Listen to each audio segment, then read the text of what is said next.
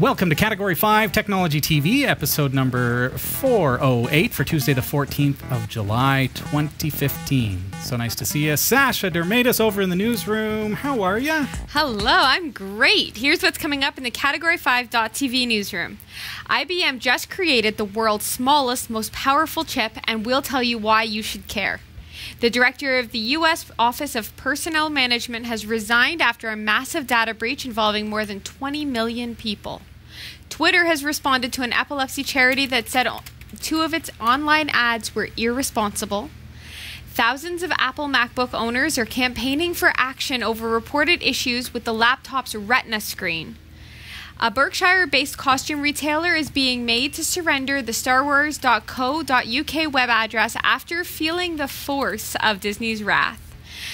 And Japanese video game maker Nintendo has said its chief executive, Satoru Iwata, has died of cancer at the age of 55. Stick around. The full details are coming up later in the show. Tonight we've got a really exciting show planned for you because Marvin is here to visit. Hello, Marvin. So stick around. We're going to be talking all about drones, how the technology has changed, and how it's affecting the video production industry right after this. This is Category 5 Technology TV.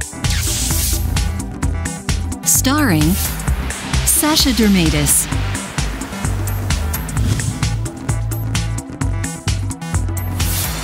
Hillary Rumble,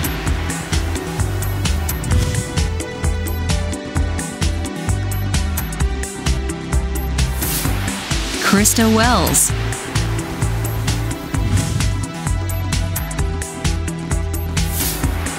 Eric Kidd,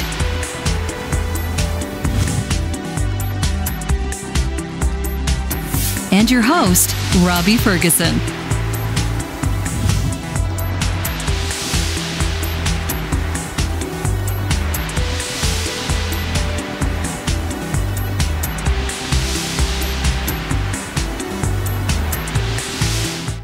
This is Category 5 Technology TV. I'm Robbie Ferguson, and tonight I'm joined by Henry Baillie-Brown from Air Support Aerial Photography. Nice to see you. Hey, it's great to be here. Thanks a lot, guys, for having me in. It's super to see you guys. Can you tell us a little bit about what Marvin Meet Marvin, by the way. He's a DJI fan. Introduce him to us. Let's yeah, no learn worries. A little bit about Marvin. Once again, my name's Henry. I'm from Air Support Aerial Photography.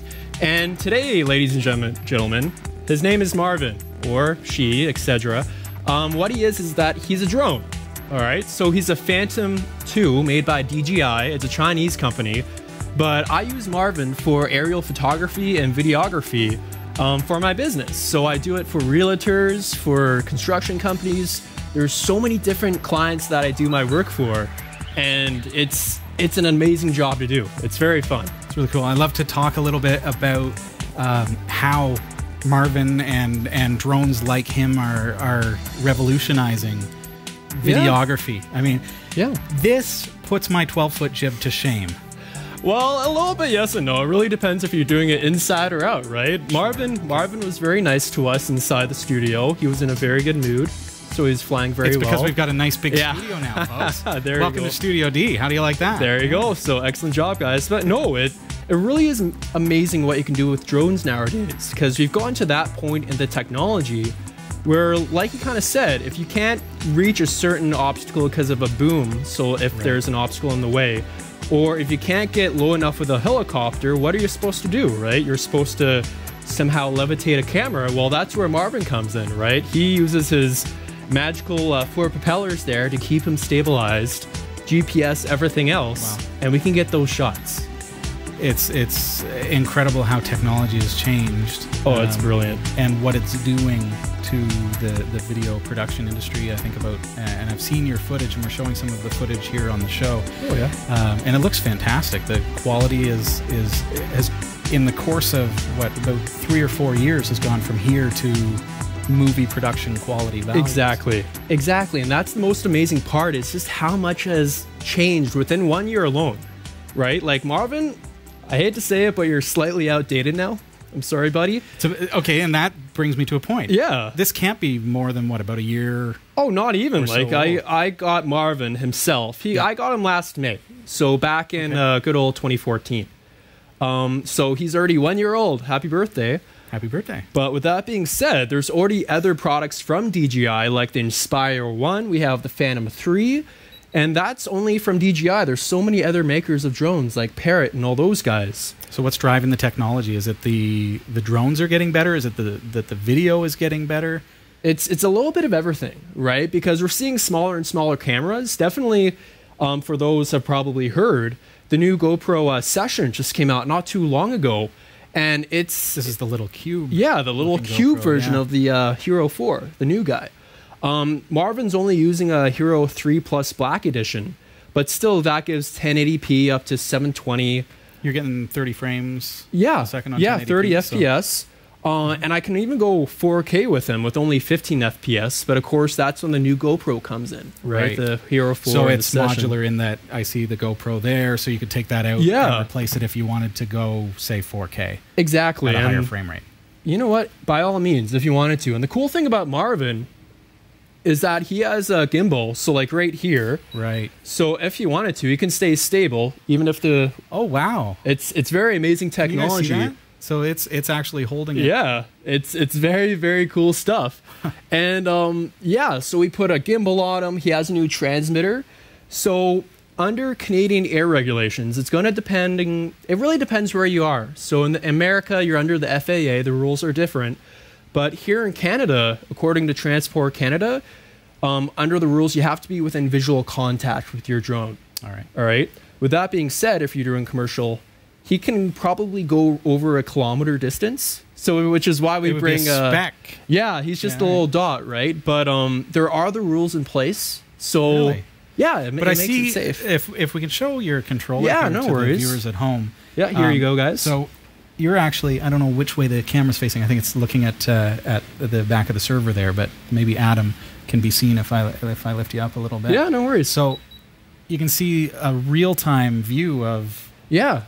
But you still have to be within visual range. Yeah, because what we call like the FPV, so your first-person viewfinder, because under Transport Canada law, when you're flying commercially, so you're making money off of it, etc., you do have to be in visual range.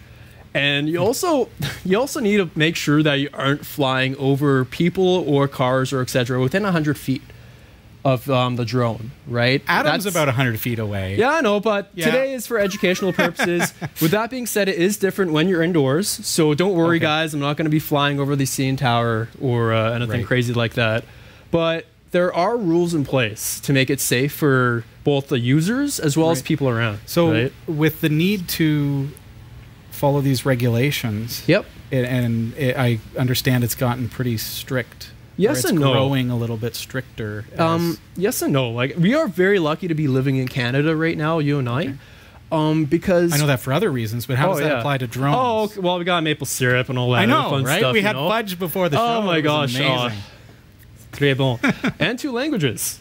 Yeah, very nice. But yeah, no, Marvin. Definitely no. What was the question again? Well, really, what I'm thinking is with the way that the regulations. Oh yeah, say, no, for sure. Hey, you can't just pick up a drone and start flying. Yeah, I know. You can if you want to do it for personal use, which is great. But when it comes for commercial use, you have to apply for something called an SFOC, which stands for Special Flight Operator Certificate. All right. Really? Yeah. A lot of people don't know. If I want to just film my house or a friend's house, I can do that. Yeah. If I have the kit. Yeah, but if I want to charge for it, I've got to have a license to fly. Exactly, and it's not even a license. You know, like I have my private pilot's license, but that's actually different. What an SFOC is that it's basically saying you're safe to fly, you have common sense, and you know the rules. And how to get an SFOC is that you have to apply through Transport Canada, so the government, and you basically have to do a few standards, all right? So you have to take ground school now if you want a blanket one, which means you can fly anywhere, anytime within common sense. But before you get that guy, you have to have a few day SFOCs. So that only applies to one place at one time. So you have to keep building up a repertoire with TC, Transport Canada. Yeah. And eventually you can get your blanket like I have, which means you can fly pretty much anywhere in Ontario or British Columbia, wherever you are in Canada, and it makes it a heck of a lot easier for the operator. Does it?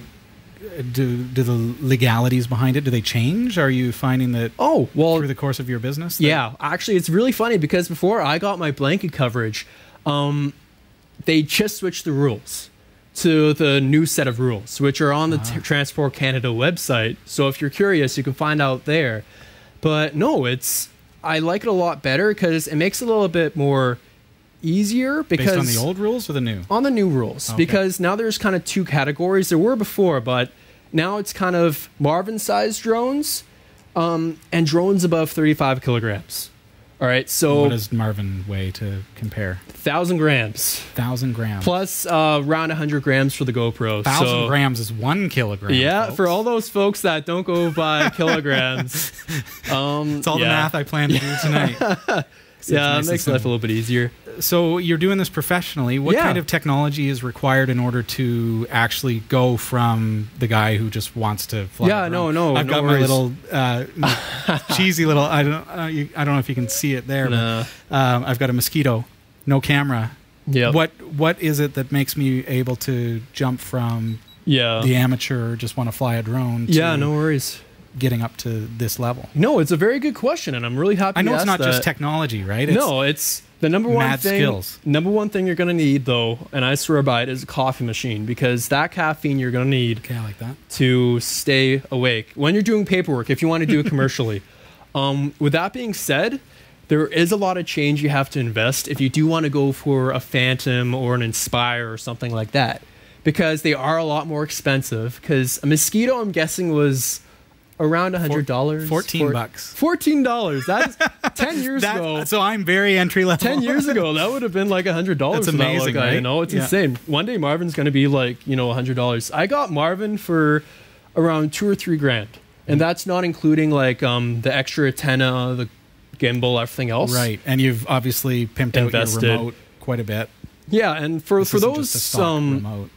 For those hobbyists out there, like I'm using the Fast T8 FG S control system, if you want to know what that is. And a lot of other people use these for hobbies. I just like it because you get a lot more buttons. Buttons are always nice, but they are programmable. Because before the show, we were talking about what happens if he lost signal and he was flying. Yeah, right? I was thinking, because you say it can fly up a kilometer, but what happens if there's a cell tower that causes interference, it loses connection with the remote? At that point, does it just fall to the ground and you lose your $2,000, $3,000 investment? And actually, before we even go to that, I'm going to bring up the other thing, altitude. Yeah. You said like over a kilometer. Believe it or not, there is a height limitation for commercial drone pilots too. And this is just a regulation? Yeah, it's not a limitation rule. Of the machine. Yeah, not for the machine at all, but we don't want to go above 300 feet. Okay. So I just want to let everyone know 300 feet is our max, right? Just because of safety. Is that? Airplanes. Yeah, airplanes. When I'm flying around in a Cessna, I don't want to meet Marvin face to face, right? Yeah. But no, I just wanted to put that in there. There is a height restriction as well. With that being said, going back to the previous question, I keep on forgetting the question. I don't know why. I'm just so happy to be here, guys. It's just Marvin and I are just on cloud nine. Well, with the limitation of 300 feet, how do you tell you've not exceeded that? Yeah, no, we use GPS. Okay. So we use... And that tells you exactly height as well as Yeah, location? exactly. We can get it within around 3 or 4 meters with that. Oh, cool. But yeah, GPS technology is amazing. And whenever... he loses contact, so if there's like a rogue radio signal, or if the controller runs out of batteries, a lot of other Phantom owners out there know this already, that you set up a kind of a home base before you take off. Would that be me where I'm sitting with my controller? So you just put him on the ground, you wait 8 seconds, and he says, okay, this is my new home, this is where I can get my coffee or whatever, I'm going to come back here, all right? And how he humanizes it. he you know what? You gotta come name home it. to daddy. You have to name things. I do it myself. It's a whole culture, I think. It really is. In of itself, for it sure. really is, But anyways, he would just come home. He would first go 30 feet higher, just in case if it's a tree or something else. Oh, isn't that smart? So without your intervention, it will go up higher. Yeah. To make sure that it's not something obstructing. Yeah, exactly. A bridge would be a good example or something because exactly. it's get around it. Yeah. What would happen if you were flying under something and you lost connection? Would it smash in? That's why you always want to know your surroundings. And that's why actually another little tidbit of information for you folks is that a lot of people don't know this either. Commercially, you need a spotter. All right. Okay. By law, for commercial operation, you legally can't do an operation alone. I'm lucky. I have my dad. Thank you so much, Dad. Hi, Mom and Dad, by the way. That I have my father who helped me start my business in the first place. Awesome. He's my spotter. And the thing is, their job, a spotter, is to make sure you don't do things like that, to watch out for obstacles, power lines, and also for people, right? Like I said before, you need that 100-foot range between people and cars. They also look out for that. I noticed too that you tend to plan out your shots. For example, by all means. You do a walk around and you spot, say, for example, a flag that is in a bad position. Yeah. And what do? You stand there with a pole and you correct the flag so that it looks nice on the scene. So you're as a professional actually planning these things out a lot more than maybe me just flying my rig. And you know what? For fun. It's an art. It really is. And I have a huge respect for everyone else that does it. And I feel very lucky being in such a new industry as well, because it doesn't matter who you are. Like, I've met all the other professionals around here, like Murray Hunt from iSky, Wiley Ford from his company, so many other local drone professionals. And it's more of a community. It's not really competition. It's more of a family locally, which I think is very. Do you guys race or anything like that? Oh no, not yet. But you know what? Maybe for charity in the future. You know, that'll be that's a great idea. Somebody out there do that. But set up a racetrack for drones. I know they exist. Not around here though. That would be cool. But all means, like Marvin, he's more meant for. He's more of an artist, right? He's more of a. But there are drones out there that, hey, you never know. Maybe they can go on a Red Bull racetrack or something. Sure, and you're not stunt flying by any stretch. You're taking nice. We saw the gimbal a little earlier. Nice smooth visual shots, nice wide angles of the forestry behind a house for a real estate ad and things like that. It's fun. Once the real estate season is over, where does that leave the drone pilot? That leaves him or her. It can be anyone. It leaves him or her in a very fun position, because that's where your creativity comes in. Because I do still do real estate in the winter. There are clients that want it. Okay. But that's where your artist side comes along, and you have to start thinking about what you can do, right? Because we have a lot of other clients, like snowboarders, agriculture, insurance, other things that I'm working on. I'm not going to say right now because those are a surprise. That's an interesting one. So they rock on. They would hire your company to. Oh yeah, let's say if they're just going out for a day or so, and they just want to get a few selfie sticks shots. are not allowed on the hill. No. No, hey man.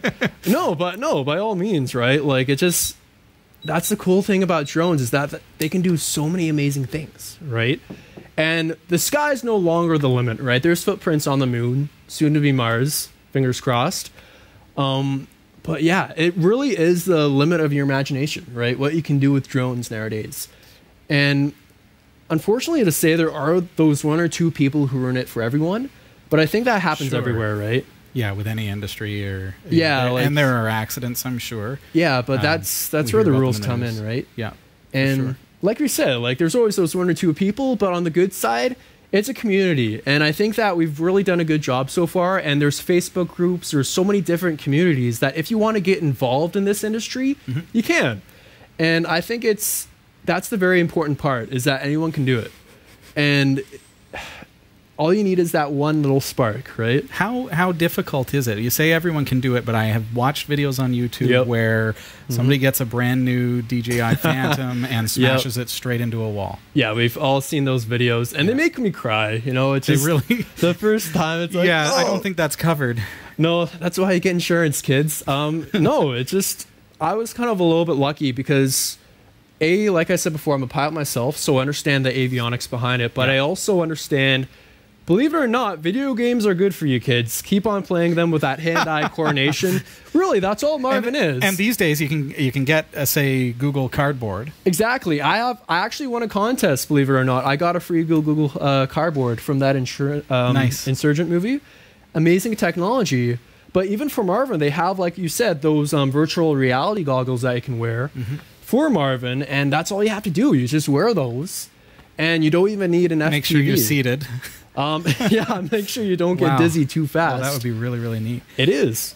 I picture this as being it's a really interesting industry because it seems very collaborative to me. It is. Not just with other drone pilots, but also thinking of real estate, for example. Exactly. It's not that drones have come along and invented the virtual tour technology or techniques. It's that it's now supplementing those indoor virtual tours with, wow, now we can fly up and get this beautiful panoramic view. Exactly. How much collaboration is there in your company and in the industry? Yeah, well, I won't even say take over. I'd say integrating, right? Like, it's such a great ecosystem right now because I'm going to plug in here for a second. Barrie Real Estate Video Tours, they're one of my larger clients that I work with. Okay.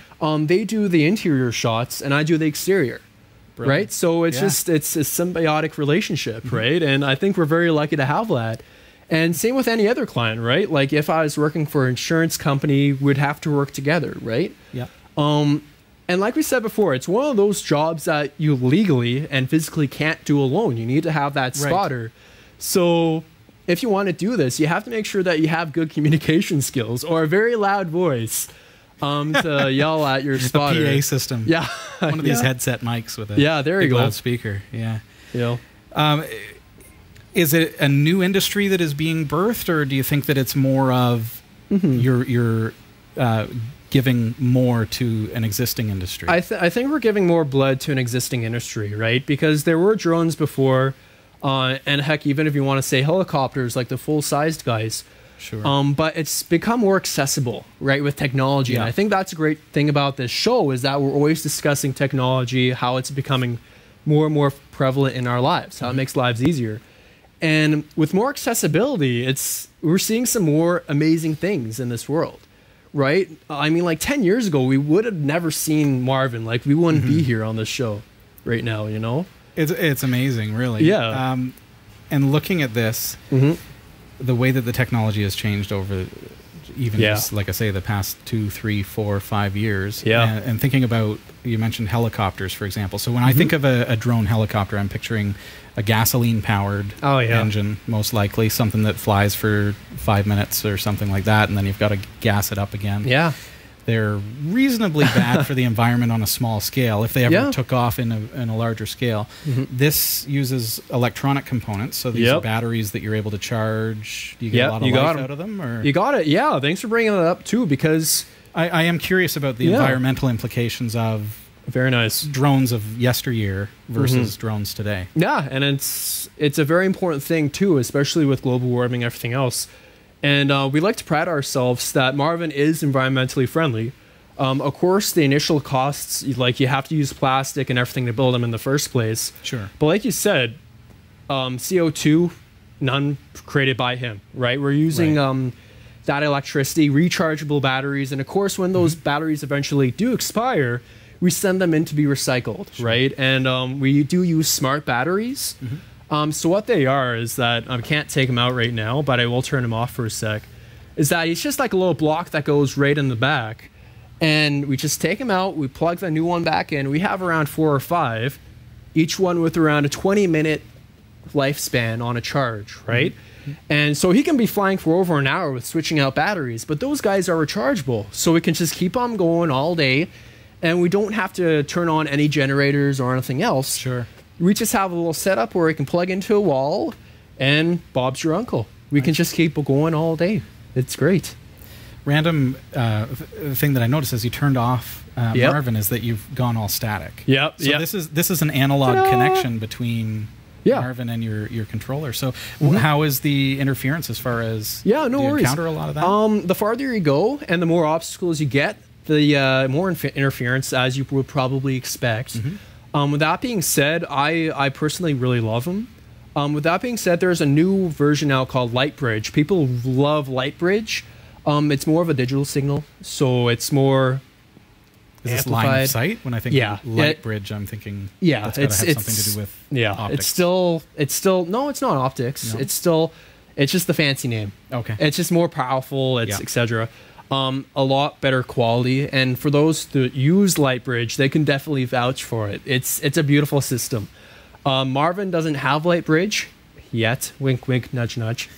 But no, everyone who does use it love it. But like you said, like he's still running on the older analog system. Sure. We actually just put in FlySight. Could we spin this around so the viewers at home can see? So we mentioned about the GoPro being replaceable and easily modular.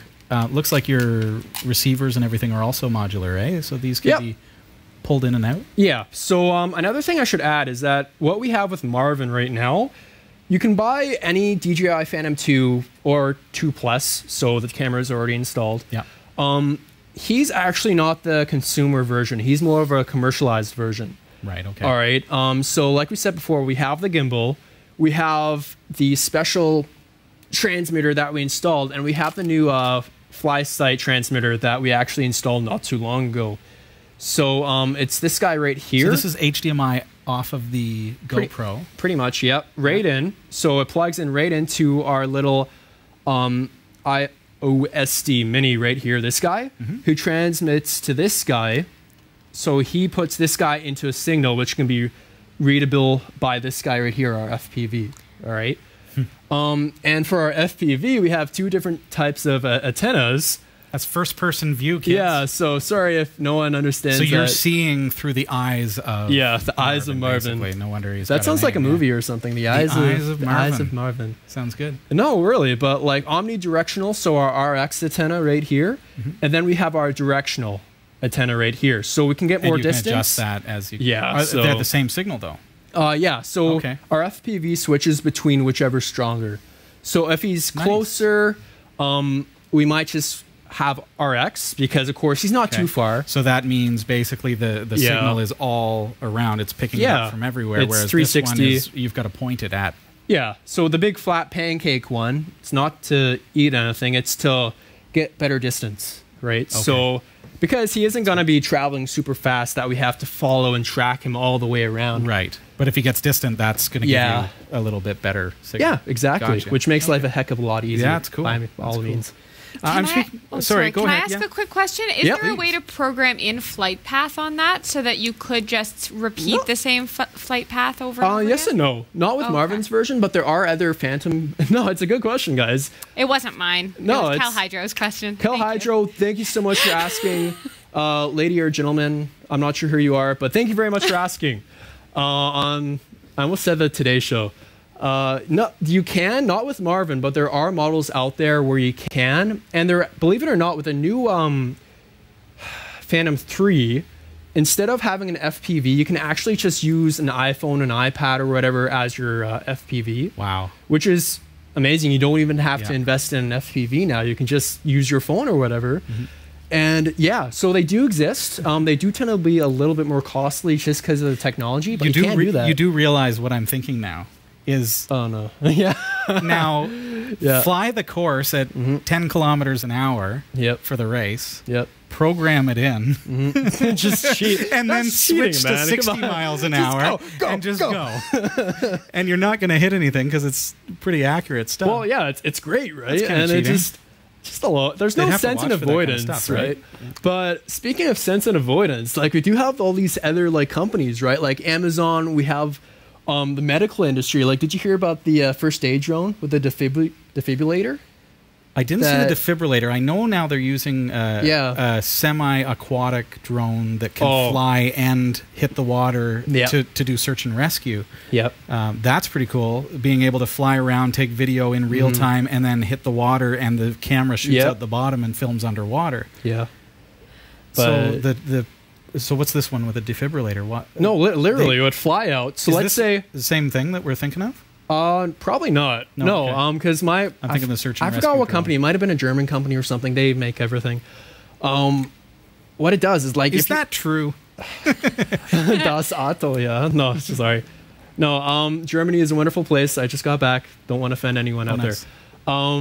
No, but like I said, there's a new drone, defibrillator drone that they're working on right now. Let's say if you're in a logging company 3 miles out in the middle of nowhere and you're in a clearing, you have a heart attack, you would push this button and it would just come, it would land, and you would use the drone as a defibrillator, right? So it's just like a drone like Marvin, just larger, and you could just attach to the body, 1, 2, 3, clear, and then there you go. It just makes me think that the implications for medical purposes in the boonies, for example, are just limitless. Exactly. And it just, all these different uses, like, are we going to be shopping with drones? Like, Amazon is doing their own thing in Vancouver.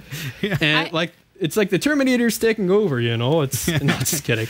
I have a question from Dave. He wants to know what frequency it transmits and runs on, I guess. No, that's a good question. Now, that leads me to my own question. Yep. Is it a safe frequency, or can it be, like, hijacked? Like, if it can be controlled by phones, could I maybe take over control? Yes and no. Like, that's a good... Thanks for asking. Just trying to think of a good way to answer this without trying to implicate myself. I'm just kidding. Depending on which one you're looking at, I believe 2.4. So it's just like a standard non-regulated. And then I believe 5.4 for the FPV. 5.8 for the FPV. Okay. And 2.4. So the controller is 2.4? I believe it's 2.4 gigahertz. Neat. All right. So it's just the only issue with that, Wi-Fi routers. Right? So like whenever you're, because that's the thing is that I noticed at least your screen will stay active so you can see the drone. Well, actually, crashing. even the screen though is that that never happens. It'll like come I home. said, it'll come home. Okay. I know. But no, like even that, like I can see in agricultural. So like when I'm doing like farms and whatnot, I get a very clear signal. But whenever I'm doing a residential area somewhere safely, where there's a lot of homes, you do tend to get more interference, just because, like we said, Wi-Fi, cell phones, towers. So that's when different technologies do start to cross over. Can you change channels? I don't believe with this guy, no. Okay. Not with my guy. Someone please correct me if I can. But no, not at the moment. So where's the technology going to go, say, in the next year? Where do you see it going? Definitely higher. No, just kidding. No, that's the best part, because there are limitations to the height. 300 feet. 300 feet. My gosh, that's a lot of feet. You know, you got to get a lot of people to get that many feet. No, that's a very good question. And from my personal perspective, being in the industry for a year now, it's a very exciting time to be in this industry, right? Because it's becoming more accessible. It's going to be hard though too. It's exciting, but how do you keep up? Oh how do you not see the next one and say, "Oh, I need that"? Well, it's like buying a car, right? It's like the 2015 car. I'm just going to say, let's say if a car is named the 2015 Circle, you can buy the 2016 Circle next year, and so on, right? It's hard, right? Because you want to keep on investing in new technology. But I'm actually, you got to learn to just relax and stop. But at the same time, there's a reason why we haven't invested in the Inspire yet, which is the newer kind of product that DJI came out with. Is that it's a fairly larger drone, and with larger, we can't get into those smaller spaces, right? And with that being said, we only need 1080 to like 2.7K, right? So we don't need like a 4K or anything else. So the Phantom series is fine for us. So we don't have to go personally higher. Yeah, I guess where it would be nice to get a higher resolution. So we're talking 1080p resolution versus 2.7K resolution would be stabilization, which your gimbal really takes care exactly. of that for you. The nice thing about the Inspire though is that you can actually hit a button and it will lock on, so you can track a target. So nice. It takes practice, but if you ever watch our videos on our website or YouTube, Flickr, whatever, you will see us tracking, and that's all us, right? That's me being the pilot, tracking, practice. It takes time. Anyone can do it. Probably a couple takes. A lot of takes. Yeah.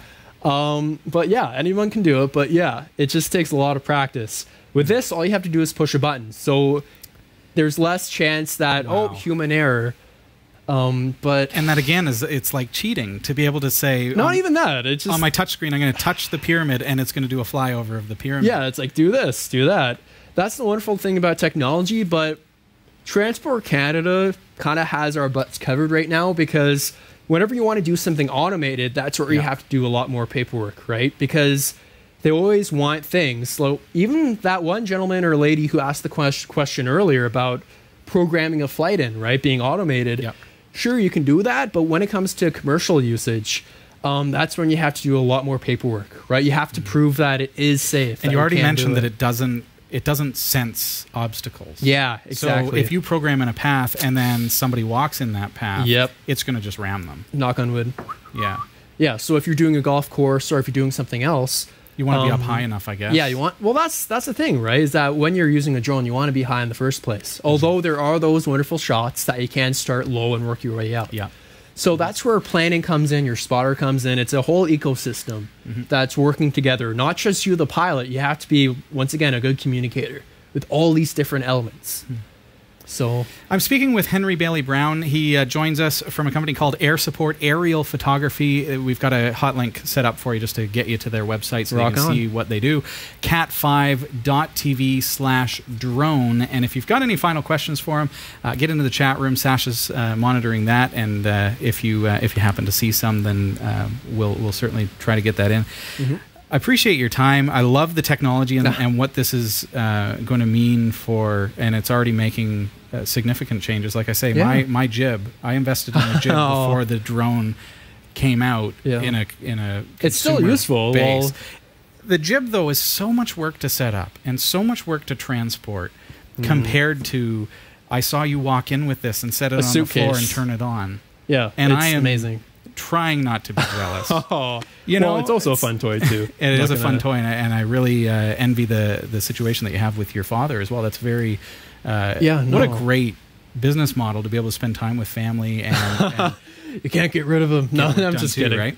No, well, I feel very, very lucky that I love what I can do, and that it's just such a great community right now. And I just want to thank everyone out there for supporting us as a community, but also thank you for you guys, because communication between droners, or whatever you want to call us, with the masses, it's huge. And we do want to let you guys know that we do take our safety very seriously, but we love networking. So if you have any questions, don't be afraid to ask us. If you see us droning, wait till we finish first and then ask us. But no, thank you very much for having us on the show, guys, because it means a lot. And you guys are pretty awesome too. Category 5, 2 thumbs up. Cheers, man. Appreciate you coming in. Check them out, cat5.tv/drone. Henry, nice to see you. Thanks for coming and talking drones with us. Thanks for having Marvin and I. Very cool. It's a real pleasure. Thanks. And if you send in any questions that we weren't able to get onto the show, I'll make sure to forward those along to Henry for you. Thanks, man. Right. Thanks, guys. Over to the newsroom. Sasha, how are you? I am great. It's Tuesday, July 14th, 2015, and here are the stories we're covering this week. IBM has created a game changer with the world's most powerful microchip. Get this. The components that make it possible are nearly as small as a strand of DNA. A huge data breach has prompted the resignation of a top U.S. official. Twitter has removed some ads that could have been dangerous to people living with photosensitive epilepsy. Thousands of MacBooks are experiencing a terrible stain on their Retina screen. Will your repairs be covered by your AppleCare plan? Disney has come down hard on the owners of StarWars.co.uk, who are now being forced to relinquish ownership of the domain. And CEO of Nintendo, Satoru Iwata, has died at the age of 55. These stories are coming right up. Don't go anywhere. You've got mad skills. Now hone them. Learn new skills or improve your existing ones with online video tutorials and training from lynda.com through our special link at cat5.tv/lynda. Learn software, technology, creative, and business skills you can use today to help you achieve your professional goals. Join today and start learning. We'll give you this chance to try it absolutely free with unlimited access to all of the courses. Sign up now for free, cat5.tv/lynda. I'm Sasha Dermatis, and here are the top stories from the Category 5.tv newsroom.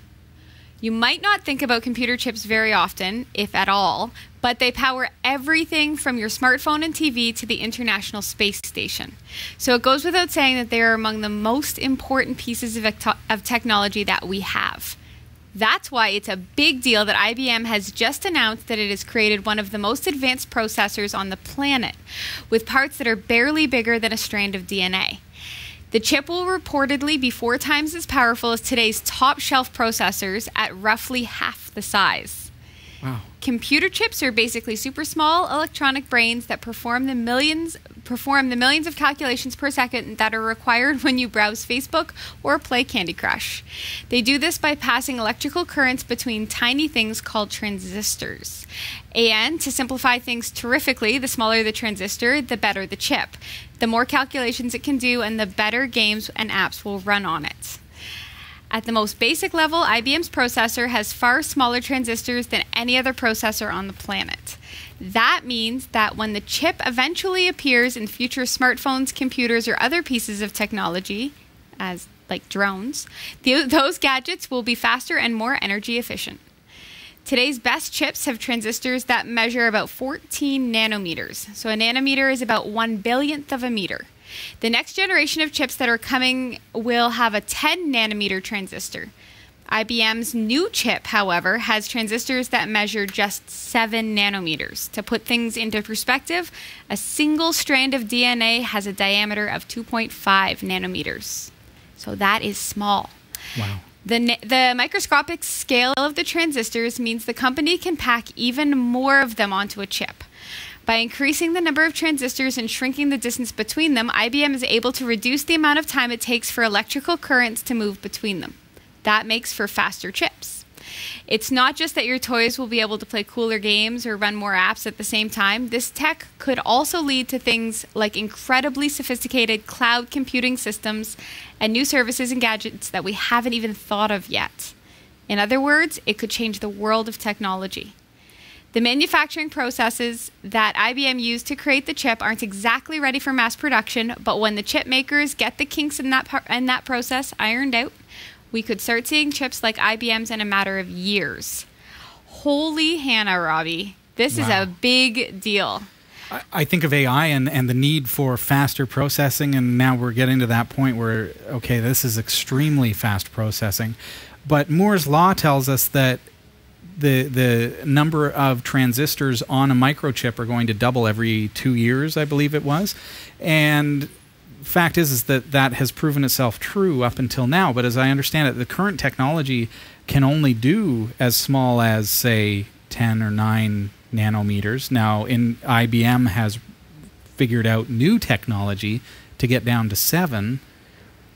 How is it that in the next 2 years they could possibly, is this the Moore's Law killer? How could they go smaller, which would literally be basically the size of a strand of DNA if Moore's Law were correct? The next one would be that small. It would have to be organic, I would assume. Mm-hmm. The thing that gets me about this is it really, like if this is true, this is really a game changer. And a couple weeks ago, I was thinking to myself, okay, so there was radio, and then there was TV, and there was that whole, video killed the radio star, and then there's another song called The Internet Killed the Video Star or something. Anyway, this could be... Is that real? It is real. Wow. Anyway, so Weird now Al. this could be the next thing, right? This could actually be the piece of technology that creates the next norm. I find it interesting too that it is IBM. It's not Intel. It's not AMD or it's IBM rising up, and I guess that's significant in and of itself. So way to go, IBM. All right. The director of the U.S. Office of Personnel Management, or OPM, has resigned after a massive data breach involving more than 20 million people. Catherine Archuleta said that she would step down on Friday to help the department move beyond its current challenges. Authorities suspect that Chinese-based hackers targeted the computer systems of the OPM, which acts as the personnel office of the federal government. Initially, the OPM said 4 million workers were affected by the breach. However, the department disclosed on Thursday that the data of more than 20 million people, including current and former employees, may have been compromised. And it's no small breach. Everything from social security numbers to computer usernames and passwords were stolen. Even fingerprints, criminal and financial history, employment history, residency and educational history. Everything needed for an identity theft on an unheard of scale. Ms. Archuleta's resignation, comes a day after Democrats and Republicans in Congress called for her to step aside as the scope of the data breach expanded significantly. That is like a monumentous fear of mine, is that there could be that much information stolen at one time. And this is from the government. Yeah. So you figure that your information is safe in their hands. Well, 20 million people. And we're not even talking, like, this is everything from financial to social insurance to the absolute workings of a massive scale identity theft. Right. So to put this in like evil perspective, they've stolen the images of people's fingerprints. Yeah. Which means that if they were... They can replicate them. Yeah. 3D printing. There's nothing that says that they couldn't then put them places and implement you in a crime. Right? Or just become you, right? If there's a fingerprint lock somewhere that they want to open that you have access to. Scary stuff. I don't know. Anyway. Like, on that note, now that I have made it so you cannot sleep tonight, let's move along. I don't know how they're going to even alert 20 million people, right? Like, just assume, I guess, if you're, 20 is how many people are in the U.S.? Yeah, I don't know those numbers. Just assume your identity is pretty much at risk at this point. Yeah. Sorry about that. If you ever worked for the government, there you go. I mean, I worked for the government. I did resumes for people. And, that's in my past. So could my information have been a part of that? Well, I'm in Canada. Yes. Yay, Canada. And our tidbits. Canada, we haven't been hacked yet. Our new motto. Yet. Okay. Twitter has responded to an epilepsy charity that said 2 of its online ads were irresponsible. The social media giant had uploaded 2 short videos on Vine that featured a looping rapid succession of flashing colors. Epilepsy Action's Deputy Chief Executive, Simon Wigglesworth, said that Twitter's ads were dangerous to people living with photosensitive epilepsy. Twitter's flashing Vine videos were online for 18 hours before the company removed them on Friday morning. Rachel Bremer, Twitter's International Communications Director, thanked the charity for highlighting the issue. Around 1 in 3,500 people in the UK have photosensitive epilepsy, according to Epilepsy Action. Seizures can be triggered by flashing lights and bold patterns. And really, I mean, there are tons of commercials and videos out there that if you had epilepsy, you would have to think about, even walking down a hall. So thank goodness that Twitter has taken action against that. I don't know. It's one of those tough situations. Well, I think they made the right call anyways. Way to go. Thousands of Apple MacBook owners are campaigning for action over reported issues with the laptop's Retina screen. They're reporting horrific stains spreading across the screens in the form of spots and patches. Fai Chong, a software engineer, said that he's had to replace his screen twice in the last 2 years. He was then told Apple would not carry out further screen repairs. One MacBook repair specialist indicated that this was not a common problem, but users who have been affected are concerned that they will face expensive service fees once their warranties or extended Apple Care protection plans expire. Some users with the issue are reporting that they've been told they will have to shell out $800 for repair work. Apple has not confirmed whether there is an issue with the screens or what might be causing the damage. Its 2013 models seem to be the worst affected, but there are online forums discussing the problem dating back to 2009. Apple says that users should contact their Apple Support Center should the problem occur. Staingate.org has been set up by a group unhappy with Apple's response. Well, no doubt, you're spending a lot of money on a machine that possibly has a flaw that keeps you from enjoying it, and the cost of repairing it, I guess $800, is probably about half the cost of just buying a new one. My goodness, eh? It's an expensive flaw. I hope Apple picks it up. A Berkshire-based costume retailer is being made to surrender the starwars.co.uk web address after feeling the force of Disney's wrath. The British company uses the address as a way to direct shoppers to a section of its Joker's Masquerade store dedicated to Star Wars-themed costumes. It has owned the domain name for more than a decade and was asked to surrender it last year but refused. Now, Nominent Nominet, which oversees .uk domains, has ruled it must do so. The costume store's parent company has also been told to give up a further 6 domain names used for the same purpose, also featuring Star Wars in the name.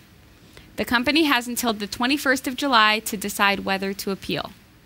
Walt Disney Company bought Lucasfilm, the production company behind Star Wars, in 2012 for $4.1 billion. A spokesman said that it had acquired all the intellectual property surrounding the Star Wars franchise as part of the deal. Now, Mark Lewis, chief executive of the costume company, says, if the new Star Wars films by Disney were not being released, we wouldn't be having this conversation. Disney has previously used the same tactic to seize waltdisney.co.uk and disneycruises.co.uk from other parties. I just wonder, to be honest, if they've spent that much money on the intellectual property and then this company has to give it up without any money exchanged. That's not fair. They owned it first, right? I think in a situation like this, morally, that Disney should be obligated to take into account, okay, if we're going to take this domain from them and they're going to be in business the next 20 years, we need to look at, okay, how much money are they making over the next 20 years with this domain versus, okay, let's buy this out. Let's be fair about this and not use the court system to say, that's our name, gimme, gimme. Because then we're just, that's just not fair. You use the example of, what if somebody else bought SashaDermatis.com? Right. I wouldn't have any say. I mean, luckily it was Robbie who bought SashaDermatis.com. And I share. And yeah, he shared it. Thank you for your incredible gift, and I promise I will update my blog. However, if somebody else had bought it, I couldn't just say, hey, listen, that's my name, I own that, give it to me. It's bullying. I would have to say, listen, I'd really like that, I will buy it from you. And speaking of bullying, why is it okay for big companies? Huh? Yeah. If it's not okay for the average Joe user, come on. I don't like it. Don't like it at all. This is sad news. Japanese video game maker Nintendo has said its chief executive, Satoru Iwata, has died of cancer at the age of 55. Mr. Iwata underwent surgery last year and had resumed his duties after a brief period of recovery. A highly revered figure in the Japanese gaming scene, he started out as a programmer in a Nintendo subsidiary in the 1980s and became president of Nintendo in 2002. Under his leadership, the company launched its hugely successful Wii and Nintendo DS consoles, and he was considered the crucial driver behind the focus on easy-to-use consoles, a move that allowed the company to tap into a much wider audience beyond the traditional gaming community. He was considered the leading figure behind some of Nintendo's most popular devices since he joined the company. As he put it himself, Mr. Iwata was a chief executive who had the brain of a games developer and the heart of a gamer. So may he rest in peace. Big thanks this week to Dreamweaver909, Roy W. Nash, and our community of viewers for submitting stories to us. If you found a news story you would like to send, email it to newsroom@category5.tv.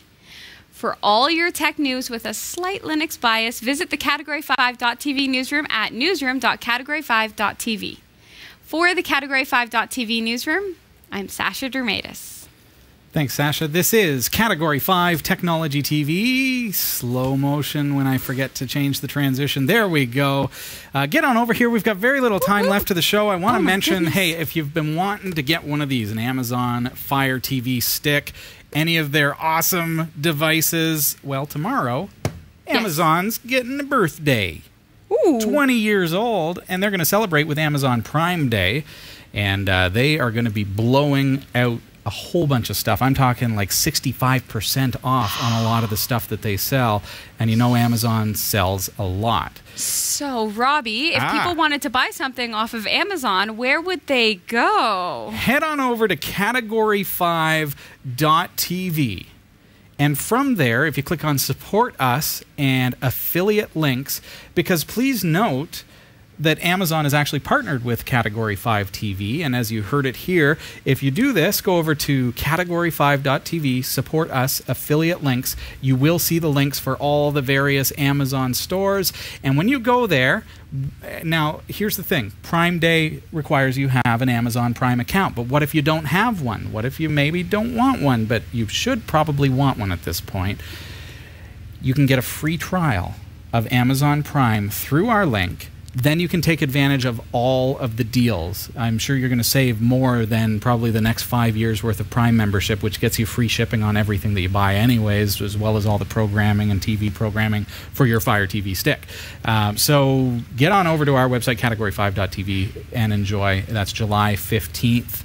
And if you miss it, please go back through our website and see what kind of deals are there for you anyways. You could probably buy a drone tomorrow on Amazon. You could do that. I would say. That would be a great thing. Do that. Do that through our affiliate links. I circled a couple things that are really important for you because I know we're this postcard. A postcard arrived. Yes. Important. And the thing is, I saw in the chat room, people had sent in their postcards. I knew we had one. I didn't know whose it was, and now I will figure this out. Oh, okay. Who is this? Greetings from Octono Falls, Wisconsin. Finally found a picture postcard. Good luck on the new studio. Always look forward to new episodes. I'm so bad at this writing stuff. Who is this? Let's give it a go. Where are we? Always looking forward to new episodes, and especially to the upcoming show. Yes, that's my Yay. show. I win. Love your broadcast and your team. Keep up the good work. And who is that? I love Cat 5 and Linux. This comes to us from C128D on YouTube. Thanks for watching us on there. Just a little note for you here, Don. You wrote your address on here so that we could send you some free vinyl stickers as thanks for sending us a postcard. Unfortunately, the post office did what? Stamped right over it, so we need to know where to send your vinyl stickers. Pop me an email so we can keep it private, okay? And then we will send those over to you. We've got how many vinyl stickers left to give away for free? Now just 2 more. Now. Just 2? Wow. Yeah, because that was our third of 5. Now, I do know that there's one en route for next week, too, so... And make sure, and make sure you get into our website, category5.tv. At the bottom, you'll see the address, and from there, you'll be able to send us a postcard. And if you're one of the next 2, you're going to get free vinyl stickers. Now, Patreon. Yes. Patreon, yes. Thank you to our Patreon supporters who have made this episode possible. We appreciate you so much. We've got some name drops for you. So, some new people have joined. Let's see. I want to talk about Patreon. Patreon. Sorry, we were on it. David Bixler. There we go. David Bixler, yeah! Jason Jones. Also, John M. Tom Harms. Scott Barkley. And David Potter. Thank you so much for supporting us through Patreon. If you want to find out all about it, how you can give just $1 an episode and support Category 5 TV, head on over to patreon.com/Category 5. 188,000 people watch every week, approximately, right? So if you all gave $1... I would be rich. It would take an hour to read all the things. I had to buy a hard drive this week. I actually, my hand was forced. We got so out of space on the Unraid server that when I was deleting stuff to make room, it was not leaving enough sequential space on any one hard drive. So then when I copy one of our big video files, it would run out of space on the drive it was writing to. So I had to buy a 3 terabyte drive.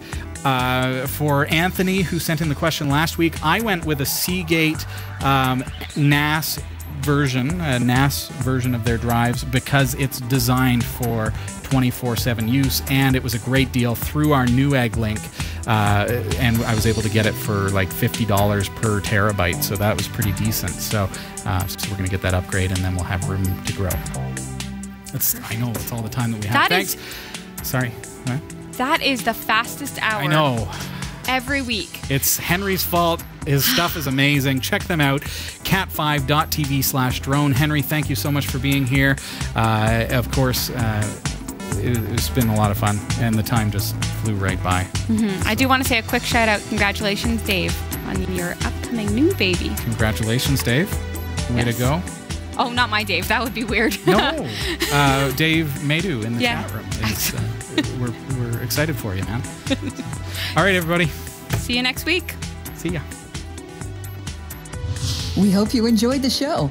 Category 5 TV broadcasts live from Barrie, Ontario, Canada every Tuesday at 7 p.m. Eastern. If you're watching this on demand or through cable TV, check out the local show times in your area at category5.tv and find out when you can watch live and interact in the community chat room.